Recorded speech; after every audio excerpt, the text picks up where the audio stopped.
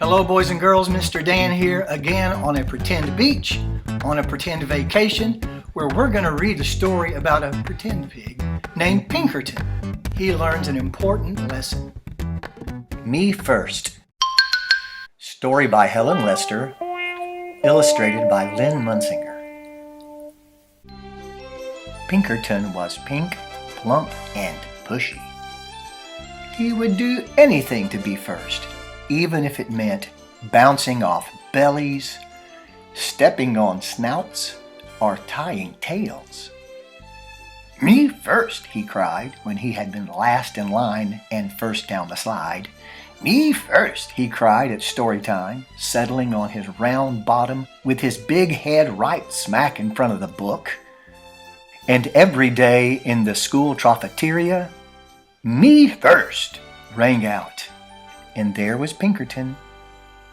One Saturday, Pinkerton's Pig Scout troop went on a day trip to the beach. Pinkerton was first on the bus and sat in the front row. He was first off the bus, first in the water, first out of the water, and first into the picnic basket. After lunch, the Pig Scouts decided to go for a hike. Off they went, with Pinkerton leading the line, of course. As the Pig Scouts marched across the sand, they heard a faint voice far in the sand. The voice called out, "Who would care for a sandwich?" Pinkerton pricked up his pointy ears. "Care for a sandwich?" he said. "Oh, yes, me first," he thought, and he began to trot ahead of the others. Soon he heard the voice again, closer and louder this time. "Who would care for a sandwich?" "Me first," cried Pinkerton, kicking up sand and leaving the other Pig Scouts behind. His imagination almost burst.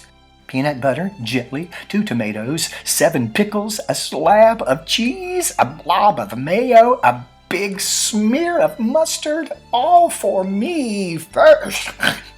"Who would care for a sandwich?" Now at full gallop, Pinkerton shrieked, "Me first!" Over a sandy hill he flew, and kerplop! He landed face to face with a small creature with a bump on her nose and fur on her toes. "Am I glad to see you?" she cackled. "I sure could hear you coming. Me first, me first, me first. I guess you really would care for a sandwich." "Oh, yes," replied Pinkerton. He jumped up and down so fast his teeth jiggled. "Good," cackled the small creature. Pinkerton waited 1 second, 2 seconds, 3 Mississippi. "Well?" he asked. "Well, what?" replied the small creature. Sandwich," begged Pinkerton. "Where's the sandwich?" Well, the small creature curtsied. "You're looking at her."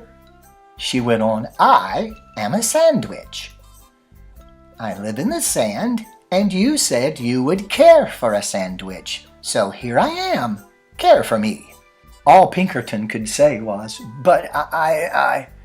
Taking no notice, the sandwich continued, "You said me first. You wanted to be the first to care for me. Well, congratulations. Now just come along to my sand castle." Grabbing Pinkerton firmly by the sleeve, she led him around a few bends, and before he could say, "But I," again, the gate to her castle closed. "All right, my pink, plump, and pushy one. Now you care for me. You may have the honor of being the first to powder my nose and comb my toes." Seeing no way out, Pinkerton powdered her nose and combed her toes. "Next," she crowed, "you may be the first to put my supper in a bucket and feed me with a shovel." Pinkerton looked around. He had no choice. He put her supper in a bucket and fed her with a shovel. Rubbing her tummy, the sandwich spoke on. "Finally, After you've had the privilege of being the first to wash my dishes and sweep my castle and do my laundry and comb my hair and tuck me in, you may be the first to tell me a bedtime story. Pinkerton washed all the dishes. He swept the castle. He did the laundry. He curled the sandwich's hair and tucked her in. The sandwich stretched and yawned loudly. Where's my story? I need my story. Pinkerton was so tired he could barely speak. I don't know any stories, he whimpered. Then how about making up something? Oh, how about something concerning a pushy pig who always wanted to be first? Pinkerton sighed and began. Once upon a time there lived a pig who always wanted to be first. One day he met a wise sandwich. Wise and beautiful, cut in the sandwich. A wise and beautiful sandwich, who showed him that being first was not always best. Ah, cackled the sandwich. She gave Pinkerton a slow, serious, and meaningful wink. Have you learned something? Oh, yes, I promise I have. In that case, thanks for the care. Goodbye, and good luck.